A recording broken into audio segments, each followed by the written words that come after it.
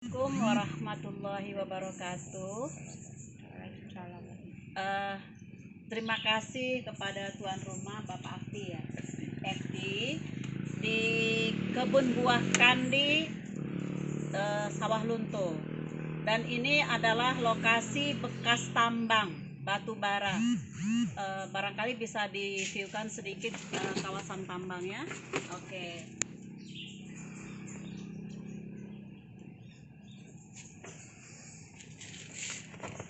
Kami dari Asosiasi Mikoriza Indonesia Wilayah Sumatera Barat, dan salam hormat kami kepada AMI Pusat, ketuanya Ibu Profesor Dr. Husna, dan kami sudah sampai di kebun buah kandi, dan ini merupakan kawasan reklamasi dari bekas lahan tambang.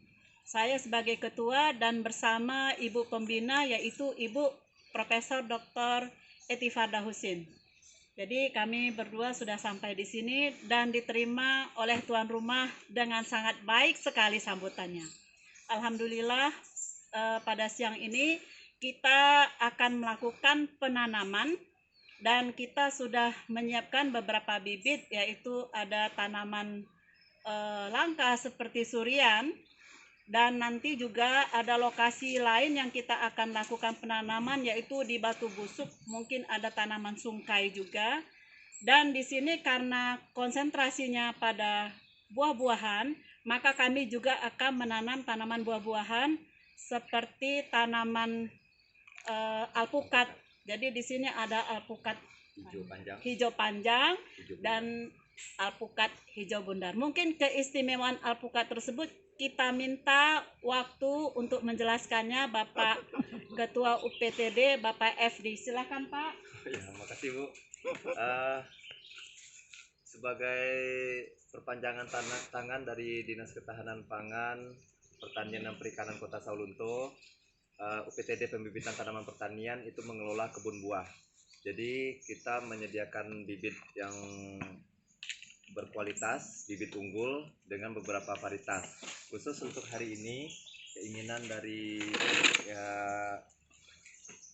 AMI itu mau menanam tanaman buah-buahan. Kami menyediakan bibit varietas hijau bundar dan hijau panjang. Ini berlabel biru, benih sebar, menunjukkan varietas unggul nasional yang sudah dilabel, dijamin keaslian varietasnya. Masing-masing varietas memiliki keunggulan. Kalau untuk hijau panjang, ukurannya memanjang, itu bahagian yang dapat dimakannya cukup tinggi, rasa legit. Daging buahnya lebih banyak ya? Ya, daging buah, bahagian yang dapat dimakan itu lebih banyak, bijinya agak kecil. Begitu juga dengan hijau bundar, bagian yang dapat dimakannya cukup tebal, rasa legit. Itu mungkin keunggulan varietas hijau panjang dan hijau bulat. Terima kasih Pak FD. Jadi pada kawasan bekas tambang ini adalah permasalahannya, selain tanahnya juga tidak subur, adalah tanah ini bukan lagi tanah topsoil. Oleh sebab itu kita perlu mencari solusi, yaitu apa yang harus kita berikan lagi selain juga tanaman ini kita pertahankan kesuburannya. Salah satu upaya yang sudah kami lakukan pada tempat-tempat lain adalah menggunakan mikoriza, seperti nama Asosiasi Mikoriza Indonesia. Nah, ini kebetulan ada Ibu Profesor Dr. Etifarda Husin bisa menjelaskan aplikasi mikoriza pada berbagai tanaman yang pernah beliau lakukan, dan nanti juga sebentar lagi kita akan melakukan praktek penanaman dengan menginokulasikan tanaman-tanaman ini dengan mikoriza. Walaupun dia sudah sebesar ini, nanti kita bisa ada caranya bagaimana mikoriza juga bisa kita berikan. Atau yang seperti ini. Nah, tanaman seperti ini juga nanti kita bisa akan menginokulasikan dengan mikoriza dengan cara memotong sedikit bagian akar supaya mikoriza bisa berinfeksi langsung ke bagian tanaman. Silakan Ibu Prof untuk menjelaskan. Assalamualaikum warahmatullahi wabarakatuh. Kebetulan ya bisa sampai ke sini. Biasanya enggak selamat lah. untung karena alumni kita yang bawa saya ke sini. Susah tuh. Jadi alhamdulillah kita sejak tahun 88 kebetulan penelitian saya tentang ini di Bandung S2 S3-nya, dan sampai pulang lagi tahun 92 sampai saat ini kita masih tetap buat ini. Soalnya yang datang itu biasanya ruangan saya itu dari dinas-dinas tidak dari universitas lain jauh kalau dulu satu wilayah Sumatera yang kita sedang menjadi ketua AMI untuk Sumatera yang kebetulan 20 tahun yang lalu itu datang dari teman dari IPB dan satu lagi dari UGM, dan diajaknya kita membuat bagaimana kalau kita buat persatuan ini di Indonesia. Soalnya persatuan ini sudah ada internasional, sudah ada. Ya, jadi sebagai di beberapa negara kita punya. Dan Indonesia yang belum punya, karena itu kita buat bertiga. Saya dari Sumatera, kebetulan UGM 1, IPB 1 yang kita buat. Dan itulah sebagai IPB yang dari Bapak Yadi, Pak Yadi Setiadi, Pak Irdika Mansur, Irdika yang sampai sekarang dia masih bersedia jadi ketua waktu Kehutanan di tahun ya, yang lalu, Kehutanan. tahun lalu. Nah itu yang kita lakukan terus, dan alhamdulillah bisa digunakan terus menerus, dan sampai sekarang kita sudah melakukan penelitian itu lebih dari 100 penelitian. Dan kebetulan 5 tahun yang lalu kita buat aplikasi untuk seluruh Sumatera ini, ada 8 provinsi kita aplikasikan. Dan kebetulan banyak juga, kan tidak marah mahasiswa ya, siapapun bimbingan saya bersedia aja, termasuk bersedia deh kalau kita aplikasikan Mycorrhiza kita punya. Dan kebetulan kalau yang ibu ini dia bersedia aja kerja, karena itu saya tetap bawa dia walaupun bukan dalam satu ruangan ya, tapi rajin praktisi. ya. Mungkin saya tambahkan lagi ya Pak ya. Jadi sebenarnya teman-teman kita yang dari Universitas Andalas itu ada Bapak Dr. Denny Satria. Beliau itu juga sudah mengembangkan pemanfaatan Mycorrhiza ini untuk tanaman gaharu di Sawalunto ini. Cuma saya belum tahu di mana kebunnya. Kemarin di videokannya, jadi ternyata gaharu yang diberi Mycorrhiza itu cabangnya lebih banyak. Jadi pertumbuhannya lebih cepat daripada yang tidak diberikan Mycorrhiza. Nah, jadi memang betul-betul berdampak Mycorrhiza. Tapi harapan kita sebenarnya kan Mycorrhiza itu nanti kalau di gaharu kan kepada gubal yang dihasilkan ya. Nah, itu yang paling penting sebenarnya. Nah, ini yang masih belum kelihatan. Jadi cuma pertumbuhannya sudah jauh lebih baik. Nah, cabangnya katanya besar.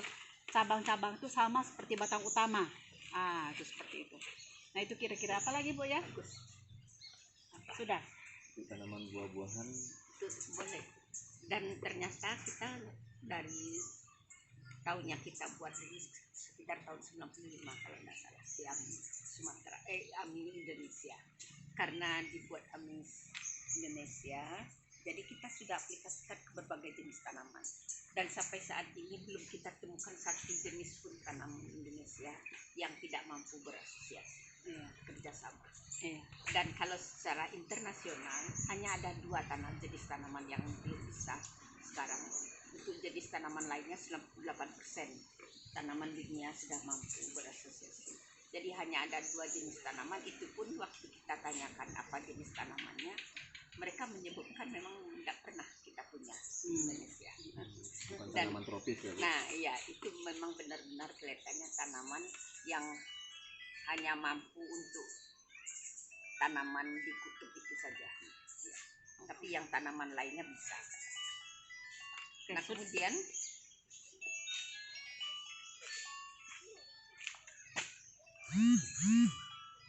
alhamdulillah juga kita lakukan sampai saat ini. Itu kalau kita buat itu enggak ada aja orang yang datang gitu ke lapor. Ya, maksudnya perbanyakan mikorizanya. Dan yang Sudah. paling besar, yang paling banyak kita aplikasikan waktu itu 978 kilo. Itu di PTP 6. Ya, dan ke tanaman sawit. Sawit dan kopi. Kopi, teh. Iya, teh ya. Ya, saya tanam itu ya. Ya. Iya, teh. Jadi teh itu yang kita aplikasikan dengan Sumiko ini. Cendawan mikoriza. Jadi ya, Sumiko ini kita sendiri yang ngasih nama dan sudah diresmikan oleh Menteri 2 tahun yang lalu. Dan sudah dikasih modal kebetulan dengan teman kita. Ada teman saya yang buat obat batu hitam tuh. dari Perusahaan farmasi. Beta Farma. Iya. Ya, perusahaan Beta Tapi Farma. kebetulan kita ada kemalangan. Saya ada kecelakaan lalu itu juga mengalami apa istilahnya, tidak mampu lagi saya rasanya Iya. mengelola gitu. Jadi dibuatkannya rumah kasa, dibuatkannya Iya. Untuk perbanyakan mikoriza maksudnya. Sudah Jadi tuh, udah siapkan. yang di bawahnya tuh memang sudah dibuat aplikasi gitu.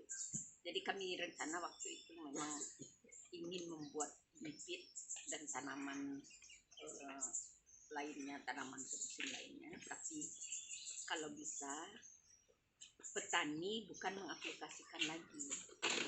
Jadi ini tidak usah dibuat lagi, kita yang langsung mengaplikasikan ke tanaman, dan yang kita jual itu nanti kan enak kalau sudah tanaman. Mikoriza maksudnya. Jadi sasarannya lebih Jadi bagus sasaran- ke tempat-tempat pembibitan gitu ya Bu. Harusnya Iya. gitu. Setelah diinokulasi, bibit yang sudah terinokulasi bisa dibagikan ke masyarakat. Iya, Sudah betul. ready. Iya. Jadi petani tidak perlu lagi Tidak menginokulasi. perlu lagi. Iya. Nah, jadi itu Iya. teman saya. Itu maksudnya ya Bu. Nah, kemudian ada beberapa keunggulan dari sini yang alhamdulillah lah belum pernah kita mengalami kegagalan gitu ya. Dia hanya diberikan hanya 1 kali seumur hidup tanaman. Artinya Manfaatnya seumur hidup maksudnya. tidak usah diberi lagi. Iya. Karena itu PTP 6 bersedia aja kita sudah tetapkan berapa harga. Iya. Kan nggak enak kata saya kalau terlalu mahal harganya Pak. Oh enggak Bu, enggak apa-apa, kita bersedia bayar. Kenapa demikian? Karena diberikan hanya 1 kali seumur hidup tanaman. Kemudian keunggulan yang keduanya yang paling besar itu hanya diberikan pupuk dasarnya untuk selanjutnya selama tanaman itu hidup hanya 50%. Artinya separuh dari dia berikan pupuk. Apapun pupuk dasarnya, mulai dari ureanya, KCL-nya, fosfornya, semuanya itu hanya separuh daripada yang biasa mereka berikan. Tapi asal diberi dengan Sumiko. Nah iya, nah, karena itulah kita ngomong waktu itu rugi tidak nanti PTP 6 kalau beli pupuk kita semahal itu. Waktu itu memang payah juga kita mengelolanya, dan yang kerja dengan kita juga cuman mahasiswa memang lebih dari 100 penelitian waktu itu. Oke Bu ya. Iya, Kita stop aja dulu. iya. Oke, jadi Pak, kita nanti lanjut saja ke lapangan ya Pak. Penanaman. Langsung kita tanam. Sip. Oke, Ya Pak. siap Bu. FD. Oke, kita tutup. Assalamualaikum warahmatullahi wabarakatuh. Terima kasih.